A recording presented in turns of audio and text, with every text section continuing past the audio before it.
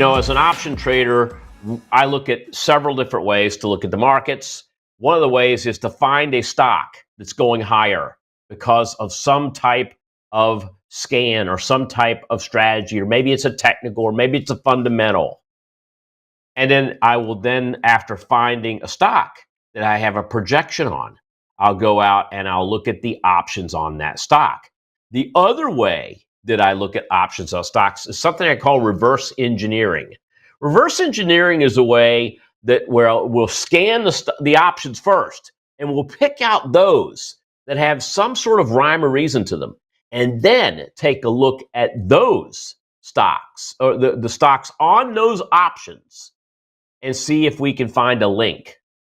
Is this option paired to a stock that's going higher? Is this option paired to a stock that's going lower? That's what we'll do.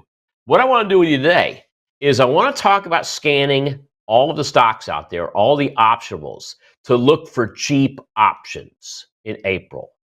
There's not that many cheap options available. If you take a look at the quarter so far, for the first quarter, markets are down.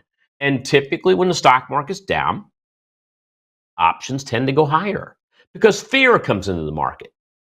So I want to talk about, it's easy to scan to 4,000 stocks, but I want to talk about how I find cheap.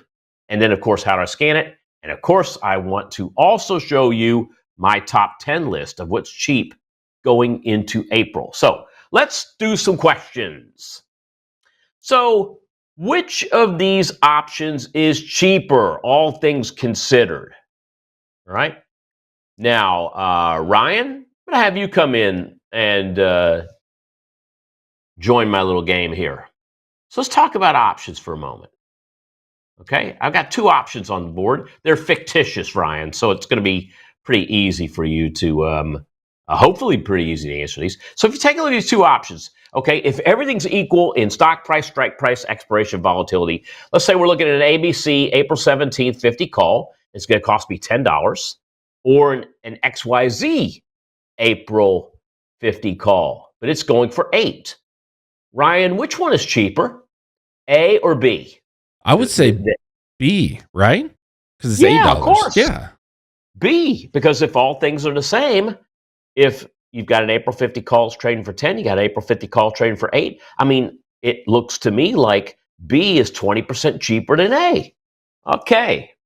That's an easy question. Let's get a little bit tougher.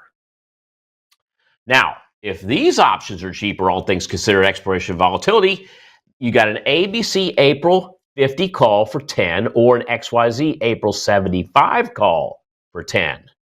So which one's cheaper, the 50 calls for 10 or the 75 calls for 10? What do you think, Ryan? ABC, right? 50 calls for 10. Okay, and why do you say that? Because Roland said that in the chat.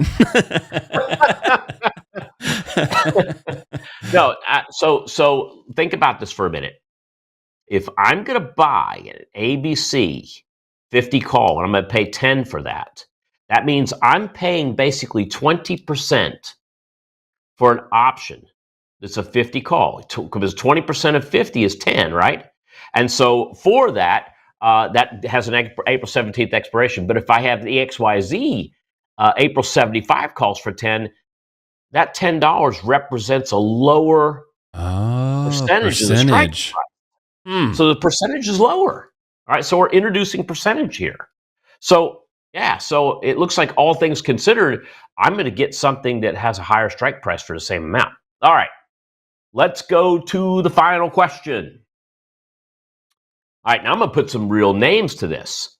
So which of these options are cheaper, all things considered, in expiration and volatility? Levi Strauss, you got a 16 call option, 95 cents. Coinbase, now these are both April expirations. 16 call for 95 cents, or a 185 call for $16.25. Ryan, what do you think? The 95-cent call or the $16.25 call? I just did the math on my calculator, and it says that B is 8% and A is 5%. So it would be A? Well, you know what? Your calculations are correct. Yes. But you're going to find out right now that uh, it's more than that. And I'm going to show you how we do it. But you know what? That was good. That was good, Ryan. And for anybody else out there who looked at it, because you might look at Levi Strauss immediately and say, well, that's just 95 cents. And you might look at Coinbase and say, well, you know what? That's expensive. But the way that we look at it is a little bit different than that, Ryan, but you're kind of on your way here. So take a look at Levi Strauss. So what I do is I calculate those at the money options. So we go through those at the money options. And then what I do is those near monies. And this is the near money options. In fact, these are all the options that are near the money with expirations that go from 7 days to 149 days. And you can see that I have a line here. Now, these candles, the price, but then the line on close is all those options we put together. We do that calculation. It's similar to what you do, Ryan, where you take the percentage, but we add in everything. We add in the strike, we add in the stock, we add in the expiration, we add in the volatility, all right? And we take a look at those bids and offers every day too. We add those in. So we get an idea of whether that option is inflated or whether it's cheap. And if you take a look at Levi Strauss, you're going to see that it was cheap back here at the beginning of the year. It's gotten very, very expensive. Well, it's also got earnings coming up in 12 days too. And that's why it's being bid up right now. Now take a look at Coinbase. Their earnings are not for 41 days. And if I'm looking at April options, those options, the stock doesn't actually start to get a little crazy, and the options don't get crazy till you get into the May expirations. So right now, the options on Coinbase, when you calculate them the way we do, are on the cheap side. And so that's how I calculate cheap or expensive options. It's kind of like looking at, I like to tell people it's like looking at the weather, Ryan. So the temperature where you may be could be cold. Okay, I was up in New York, over the weekend, and it was, I want to say it was in the 50s during the day, and it was in the low 40s at night. Now, that might appear to be cold, and you come down here to Florida, and it's in the 50s at night, and during the day, it's actually been in the low 80s. But you know what? That could be cold for Florida, and the 50s in New York could be high. It all depends on what the weather was the same time, during winter over the last several years. You might have a record high or a record low during that day. It's based on history. And what we do is we look at option prices based on history, and we go back and we look at 1 to 2 years of history, and we take a look at that range. And we say, is that a hot range or is that a cold range? Hot range being expensive, cold range being cheap. Here is how I measure option premium. I look at 3 points. I look at the high IV over the last year. I look at the low IV over the last year. And where is it today?